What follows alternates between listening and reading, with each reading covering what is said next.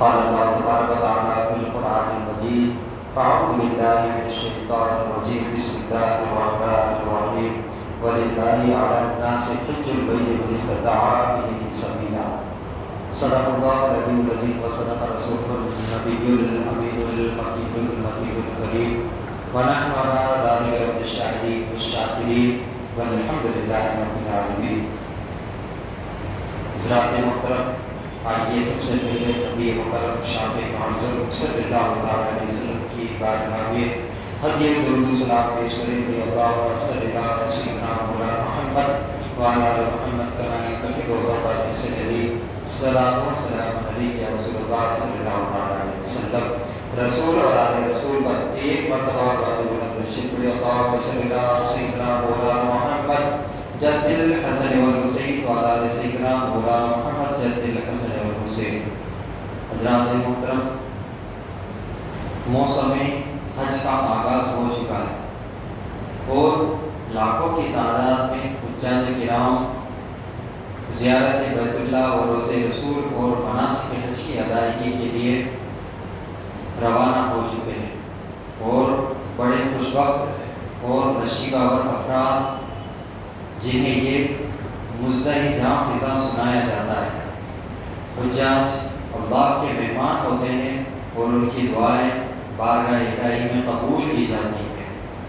زنگ آلود دلوں کو رحمت کی برسات سے دھویا جاتا ہے اور بندہ مومن کو گناہوں سے پاک و صاف کر دیا جاتا ہے. حج جو دین اسلام میں عظیم رکن ہے،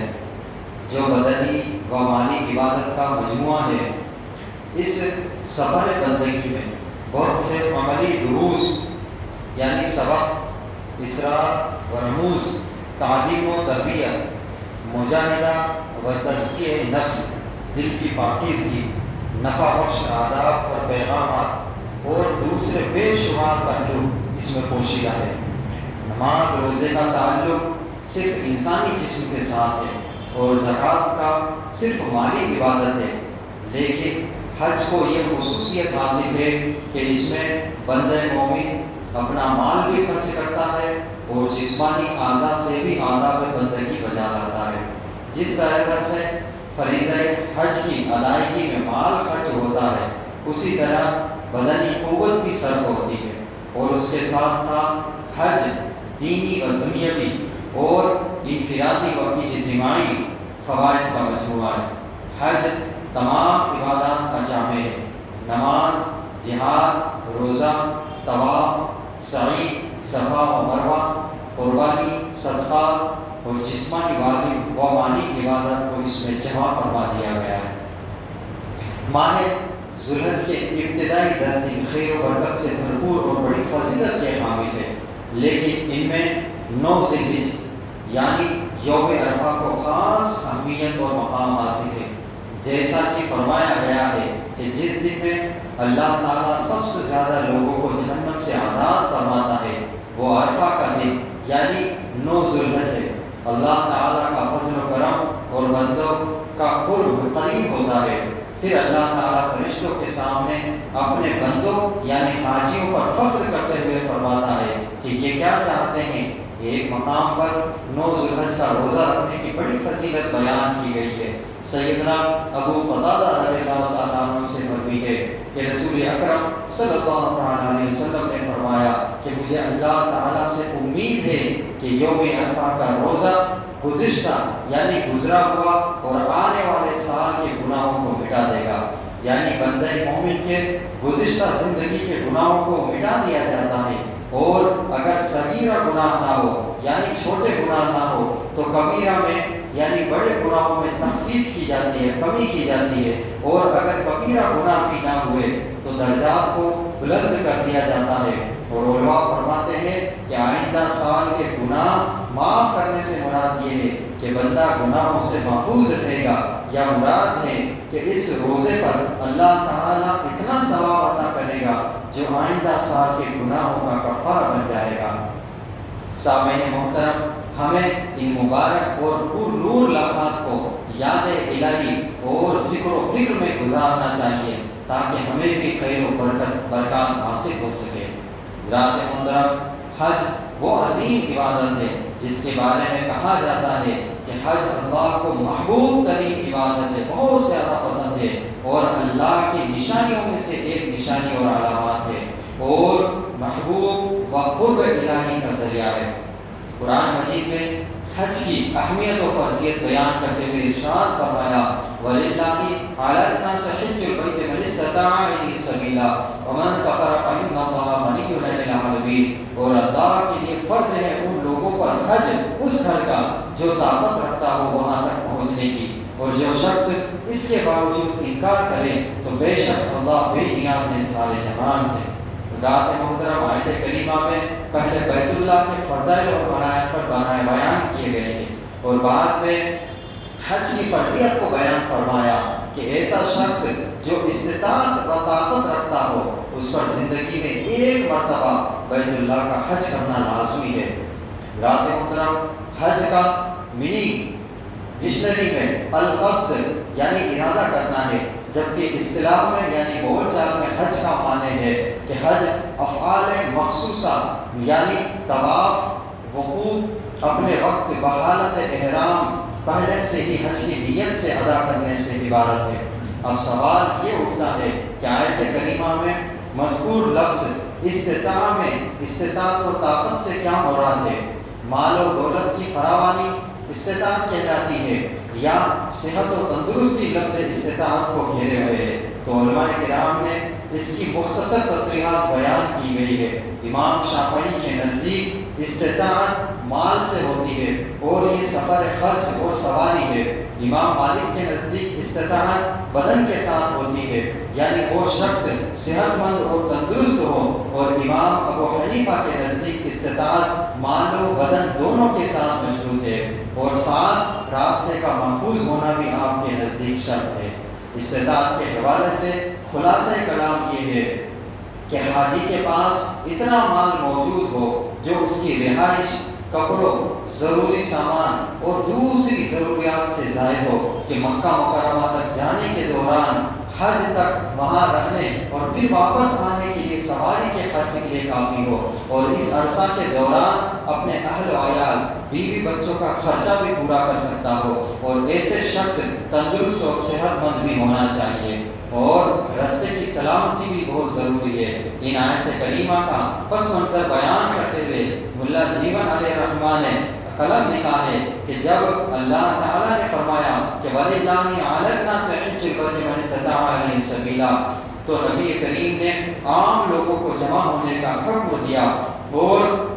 جب وہ ایک جگہ جمع ہو گئے تو آپ نے ان سے خطاب کرتے ہوئے ارشاد فرمایا اللہ تعالیٰ نے تم پر حج فرض کر دیا ہے، لہذا تم حج کرو۔ آپ کے ارشاد مبارک پر ایک ملت کے ماننے والے ایمان لائے، یہ لوگ مسلمان تھے، اور بقیہ ملتوں نے انکار کر دیا، کہنے لگے ہم نہ تو اس پر ایمان لائے، نہ اس کی طرف نماز ادا کریں گے، اور نہ ہی حج کریں گے۔ اس پر اللہ تعالیٰ نے فرمایا وَمَنْ كَفَرَ فَإِنَّ اللَّهَ غَنِيٌّ عَنِ الْعَالَمِينَ، یعنی جو شخص حج کی فرضیت کا انکار کرتا ہے وہ کافر ہے۔ اسی طرح علماء فرماتے ہیں کہ اس سینٹنس میں، جملے میں لفظ کفر، کفران نعمت کو بھی پوشیدہ میں لایا جا سکتا ہے، یعنی جو شخص اللہ تعالیٰ کی دی گئی نعمتوں کا شکر ادا نہیں کرتا، جو صحت و جسم اور وسعت رزق وغیرہ کی صورت میں اسے دی گئی ہے، اور جو حج نہیں کرتا تو اللہ تعالیٰ کو ایسے ناشکر لوگوں کی کوئی پرواہ نہیں ہے، وہ ان سے اور ان کی اطاعت سے مستغنی ہے۔ اسی طرح ایک اور مقام پر حج اور عمرہ کی فضیلت کو اور اہمیت کو بیان کرتے ہوئے ارشاد فرمایا وَأَتِمُّ الْحَجَّ وَالْعُمْرَةَ لِلَّهِ، اور پورا کرو حج اور عمرہ اللہ کی رضا کے لیے۔ ان آیت کریمہ کے آئندہ حصے میں حج کے چند احکامات کو بھی بیان کیا گیا ہے، اور فرزندان اسلام کو تلقین کی گئی ہے کہ حج و عمرہ دونوں کو اللہ کی ان دونوں فرائض و شرائط کے ساتھ خاص اللہ تعالیٰ کے لیے بغیر سستی و کاہلی اور کوتاہی کے مکمل کرو۔ سامعین محترم، اب احادیث مبارکہ کی روشنی میں حج کے فضائل ملاحظہ فرمائے کہ بارگاہ الہی میں دوسرے نیک اعمال کے ساتھ ساتھ حج کو بڑی اہمیت و مرتبت حاصل ہے۔ حضرت ابو ہریرہ رضی اللہ تعالیٰ عنہ سے روایت ہے کہ رسول اللہ صلی اللہ علیہ وسلم سے پوچھا گیا کہ کون سا عمل سب سے زیادہ فضیلت والا ہے، تو آپ صلی اللہ علیہ وسلم نے فرمایا اللہ اور اس کے رسول پر ایمان لانا۔ عرض کی گئی پھر کون سا؟ فرمایا کہ اللہ کی راہ میں جہاد کرنا، کوشش کرنا۔ عرض کی گئی پھر کون سا؟ فرمایا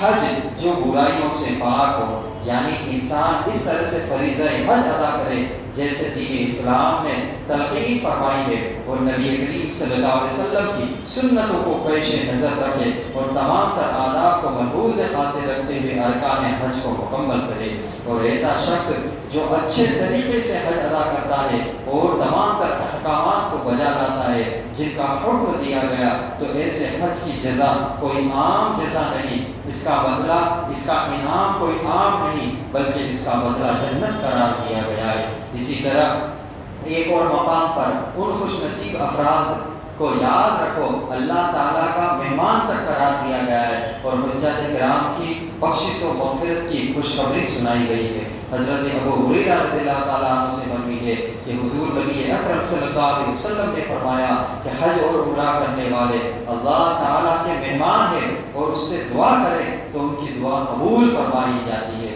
اور اگر اس سے بخشش طلب کی جائے تو انہیں بخش دیا جاتا ہے۔ سامعین محترم، جہاں ان سعادت مند افراد کی بخشش و مغفرت کا ذکر کیا گیا، تو وہیں ان افراد سے بخشش کی دعا کروانے کی ترغیب دلائی گئی ہے۔ ارشاد فرمایا جب تم حاجی سے ملو تو اسے سلام اور مصافحہ کرو، اور اسے گھر داخل ہونے سے پہلے اپنے بخشش کی دعا کی درخواست کرو، وہ بخشا ہوا ہے۔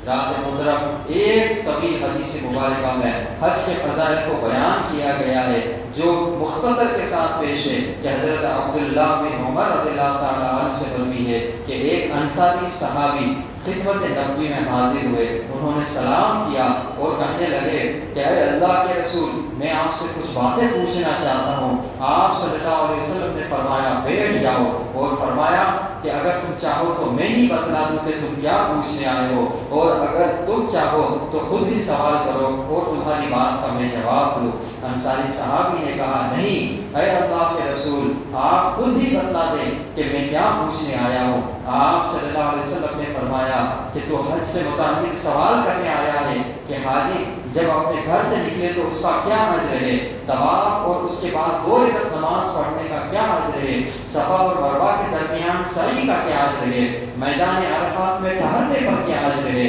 کنکری مارنے پر کیا اجر ہے، حلق کرانے پر کیا اجر ہے، اور طواف کا کیا اجر ہے۔ انصاری صحابی نے کہا اے اللہ کے نبی، اس ذات کی قسم جس نے آپ کو حق کے ساتھ بھیجا ہے، جو کچھ میرے دل میں تھا اس میں سے آپ نے سب کچھ ہی بیان کر دیا، کچھ نہیں چھوڑا۔ آپ صلی اللہ علیہ وسلم نے فرمایا حاجی جب اپنے گھر سے نکلتا ہے تو اس کی سواری جب پیر اٹھاتی ہے تو اس پر 1 نیکی لکھی جاتی ہے، اور جب اپنا پیر زمین پر رکھتی ہے تو اس کے عوض میں 1 گناہ مٹا دیا جاتا ہے، اور طواف کے بعد 2 رکعت پڑھنے پر بنو اسماعیل کے 1 غلام کو آزاد کرنے کا اجر ملتا ہے، اور صفا و مروہ کے درمیان سعی کرنے پر 70 غلام آزاد کرنے کے برابر ثواب ملتا ہے۔ پھر جب حاجی عرفات کے میدان میں ٹھہرتا ہے تو اللہ تبارک و تعالی آسمان اور دنیا پر اپنی شان کے مطابق نازل فرماتا ہے، اور فرشتوں سے کہتا ہے کہ میرے بندے کو دیکھو کس طرح پراگندہ بال ہے اور گرد آلود چہرے والے ہیں۔ اور ایک روایت میں ہے کہ عرفہ کی شام اللہ تعالیٰ فرشتوں سے بطور فخر بیان کرتا ہے کہ میرے بندے کو دیکھو، وہ ہر جانب سے پراگندہ حالت میں آئے ہیں، میری رحمت کے امیدوار ہے، تم گواہ رہو، اگر ان کے گناہ پانی کے قطروں، ریت کے ذرات اور سمندر کے جھاگ کے برابر بھی ہو تو اسے معاف کر دوں گا۔ میرے بندو، یہاں سے اس حال میں رخصت ہو کہ تمہیں بخش دیا گیا اور انہیں بھی بخش دیا گیا جن کی تم سفارش کر رہے ہو۔ اور جب حاجی جمرات کو کنکریاں مارتا ہے تو کوئی شخص یہ نہیں جان سکتا کہ اسے کیا اجر و ثواب ملے گا، یہاں تک کہ اسے قیامت کے دن اس کا پورا اجر و ثواب عطا کیا جائے گا۔ اور ایک روایت میں ہے کہ ہر کنکری کے بدلے جو وہ پھینکتا ہے ایک کبیرہ گناہ معاف کیا جاتا ہے، اور قربانی کا اجر اللہ تبارک و تعالیٰ نے اپنے پاس جمع کر رکھا ہے۔ اور جب بندہ سر منڈواتا ہے تو ہر بال جو گرتا ہے اس کے بدلے ایک نیکی ملتی ہے، ایک اور ایک گناہ مٹا دیا جاتا ہے، اور وہ بال روز قیامت حاجی کے لیے نور ہوگا، روشنی ہوگا۔ اور اس کے بعد جب حاجی بیت اللہ شریف کا طواف کرتا ہے تو اس حال میں کرتا ہے کہ وہ اپنے گناہوں سے ایسا پاک و صاف ہو جاتا ہے کہ گویا اس کی ماں نے اسے ابھی جنا ہے۔ ایک روایت میں ہے کہ ایک فرشتہ آ کر اس کے کندھے پر اپنا ہاتھ رکھ کر کہتا ہے کہ اب نئے سرے سے عمل شروع کرو، تمہارے پچھلے سارے گناہ معاف کر دیے گئے۔ سامعین محترم، ان تمام روایتوں میں حج کے فضائل کو بیان کیا گیا ہے۔ ایک شخص پر جب حج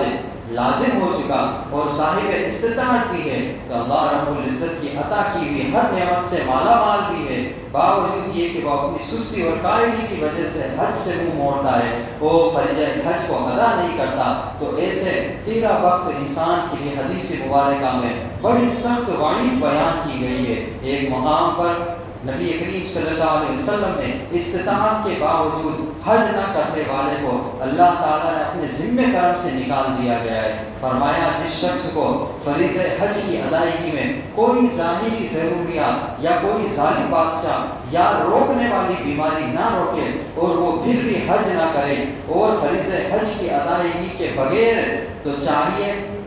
تو وہ یہودی ہو کر مرے یا عیسائی ہو کر مرے، اللہ تعالیٰ کی اس کو کوئی فکر نہیں ہے۔ سامعین محترم، یہ کس قدر سخت وعید ذکر فرمائی گئی ہے۔ غور فرمائے کہ دین اسلام کی تعلیمات کو عام کرنے اور غیر مسلموں کو دائرہ اسلام میں داخل کرنے کی تلقین کی گئی ہے، لیکن یہاں پر فرمایا جا رہا ہے کہ ایسا شخص جو استطاعت ہونے کے باوجود مال بھی ہو اور جسمانی طاقت بھی ہو، سب کچھ ہونے کے باوجود حج سے منہ موڑتا ہے، تو ایسے شخص کو چاہے تو وہ یہودی ہو کر مرے یا نصرانی، یعنی اللہ تعالیٰ کے حکم کے باوجود وہ استطاعت کے باوجود حج نہ کرے تو اللہ تبارک و تعالیٰ کو اس کی کوئی پرواہ نہیں ہے۔ حضرات محترم، دین اسلام کا نظام جو قانون ہے، اس نظام عبادت جہاں انسان کی باطنی طہارت یعنی اندر کی صفائی، دل کی پاکیزگی کا ذریعہ ہے، تو وہیں ان عبادات سے انسان کے اخلاق اور عمل تربیت بھی کی جاتی ہے، انسان کے اخلاق و کردار کو سنوارا جاتا ہے تاکہ بندہ مومن اپنی باطنی پاکیزگی کے ساتھ ساتھ عبادت کے عملی پیغام کو اپنا کر معاشرے کے عظیم با اخلاق فرد ثابت ہو سکے۔ لیکن عصر حاضر میں عبادات پر تو زور دیا جاتا ہے لیکن ان سے حاصل ہونے والے عملی پیغام پر بات نہیں کی جاتی، حالانکہ بندے مومن اور معاشرے کی تعمیر و ترقی کے لیے اسلامی نظام عبادات کے عملی دروس بھی عام کرنے کی ضرورت ہے۔ حضرات محترم، حج سے ہمیں یہ پیغام، عملی پیغام حاصل ہوتا ہے کہ ملت اسلامیہ کی صفوں میں اتحاد اور اخوت اور بھائی چارے کی فضا قائم کی جائے تاکہ امت مسلمہ ہمیشہ متفق و متحد رہے، ایک ہو کر رہے۔ جس طرح حج بیت اللہ کے لیے حاضر ہونے والے ہر قسم کے نسلی تفاخر اور علاقائی تفاوت کو بشے پشت پیٹھ کے پیچھے ڈال کر ہم ایک ہو کر عبادت الہی میں مشغول رہتے ہیں، اسی طرح امت مسلمہ کی تعمیر و ترقی کے لیے بھی اتحاد کا پائے جانا بے حد ضروری ہے، اور اسی اتحاد و اتفاق کو حضور اکرم صلی اللہ علیہ وسلم نے ایک عمدہ انداز میں ایک مثال سے یوں بیان فرمایا کہ یعنی ایک مسلمان کا تعلق دوسرے مسلمان کے ساتھ ایک مضبوط عمارت کے جیسا ہے، اس کا ایک حصہ دوسرے حصے کو مضبوط کرتا ہے۔ پھر آپ